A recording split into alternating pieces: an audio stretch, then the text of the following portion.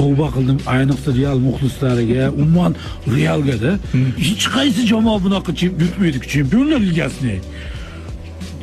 Ketma-ket 3 marta yutgan, to'g'rimi? Yagona jamoa ketma-ket hech kim bunaqa aniq qilmagan. Bitta yutqazdan keyin voy Ancelotini haydab olish kerak bu. Agar shu Ancelotti qilgan natijani masalan boshqa birov qilsa, boshqa klubda haykal qo'yadi-da. Ha, bular yil qilmagan. Ha, bular darrov haydab ol, qamab ol buni. U anaqasini mol-mulkini musodara qil. Ha, dahshat. Real plankasi shu endi, xohlasak olmasak shu-da. Qo'yib qolish kerak. O'shaning uchun shu gap bo'ladi. Shuning uchun ham o'sha boya aytildi, Arsenal hozir asosiy mana shu 4 taning ichidagi yutug'i Realni yutganlik.